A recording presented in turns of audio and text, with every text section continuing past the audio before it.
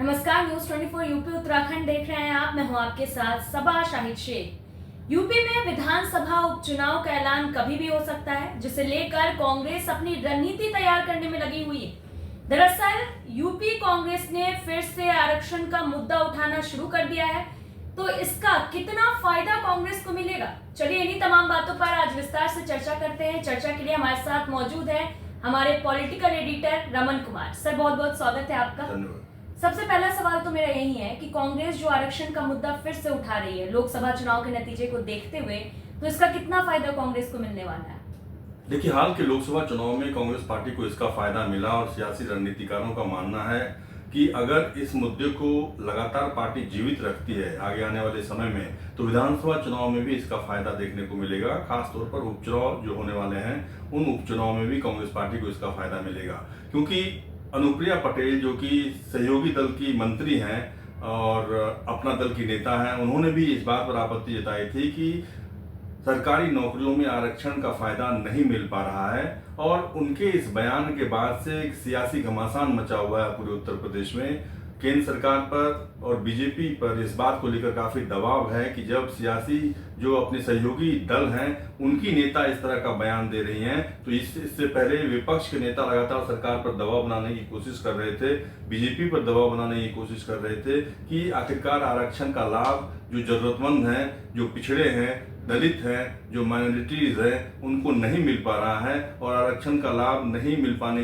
को लेकर सरकार पर लगातार दबाव बनाने की कोशिश की जा रही थी, सरकार पर लगातार सरकार को घेरने की कोशिश की जा रही थी।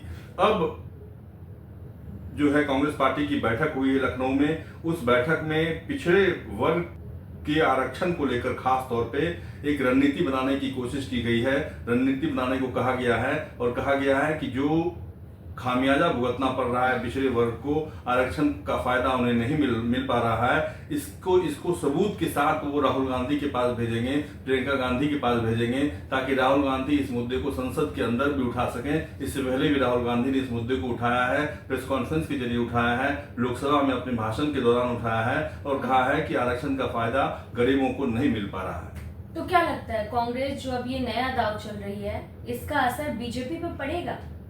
बिल्कुल पड़ेगा। बीजेपी काफी दबाव में है इस बात को लेकर कि उनकी सहयोगी पार्टी अनुप्रिया पटेल ने सरकार से मांग की कि आरक्षण का फायदा जो लाभान्वित वर्ग हैं उनको नहीं मिल पा रहा है। ऐसे में सरकार को एक रणनीति बनानी चाहिए, सरकार को कोशिश करनी चाहिए कि जो आरक्षित वर्ग के लोग हैं उनको उसका फायदा मिले, क्योंकि आरक्षित वर्ग को फायदा ना मिलकर सामान्य वर्ग के लोगों को उसका फायदा मिलता है, जो कि सरासर नाजायज है, सरासर आपत्तिजनक है। और इस बात को लेकर उन्होंने चिट्ठी लिखी, योगी आदित्यनाथ को चिट्ठी लिखी और अपने पार्टी के कार्यक्रम में, अपनी स्पीच में उन्होंने इस बात को बोला भी। हालांकि इंटरव्यू में लगातार वो बसती नजर आई, लेकिन जो बातें उनको कहनी थी वो अपनी पार्टी के कार्यक्रमों में उन्होंने कहा और पार्टी के कार्यक्रमों में पुरजोर तरीके से कहा कि जो आरक्षण का फायदा मिलना चाहिए था वो नहीं मिल पा रहा है। अच्छा, हालांकि हमने देखा कि लोकसभा चुनाव में मायावती के जो वोटर्स थे वो इंडिया गठबंधन की तरफ शिफ्ट हो गए। आरक्षण का मुद्दा भी एक मुद्दा हो सकता है इसमें। तो क्या लगता है, अब फिर से जो इंडिया गठबंधन ये दाव चल रही है आरक्षण वाला, क्या ये दलित वोटर्स को साधे रखने के लिए? बिल्कुल दलित वोटर्स को साधे रखने की कोशिश है और कांग्रेस पार्टी को ऐसा लगता है कि आने वाले विधानसभा उपचुनाव में, विधानसभा के चुनाव में अगर हम इसी रणनीति के साथ आगे बढ़ते हैं तो दलित वोटर्स पे इसका काफी प्रभाव पड़ेगा, क्योंकि जो मायावती का वोट बैंक है, जाटव समाज और दलित वोट बैंक, वो कहीं न कहीं छिटकता हुआ नजर आ रहा है। हाल के लोकसभा चुनाव में मायावती को इसका फायदा नहीं मिल पाया और मायावती इस बात से काफी नाराज थी। उन्होंने कहा कि अपने स्पीच में या ट्वीट के जरिए उन्होंने कहा कि मुसलमानों का जो साथ है वो उन्हें नहीं मिल पाया और आगे आने वाले समय में जब सीटों का बंटवारा होगा तो वो ध्यान रखकर सीटों का बंटवारा करेंगी। लेकिन कांग्रेस पार्टी की रणनीति है कि पिछड़ा दलित समुदाय के लोगों को लामबंद करने की, उनको उनका अधिकार दिलाने की और लड़ाई लड़ने की। इसीलिए पिछड़ा वर्ग विभाग को ये जिम्मेदारी दी गई है कि इस मसले को हर एक राज्य स्तर पर उठाया जाए, हर एक जिला स्तर पर उठाया जाए और जिला स्तर से लेके जो तमाम पिछड़ा वर्ग आयोग हैं उनके दफ्तरों के आगे प्रदर्शन किया जाए, ताकि जो एक मैसेज है वो मैसेज वो दिया जा सके। क्या लगता है, आने वाले चुनाव में, उपचुनाव में कांग्रेस को कितनी सीटें मिलेगी और सपा कितनी सीटों पर चुनाव लड़ने वाली है?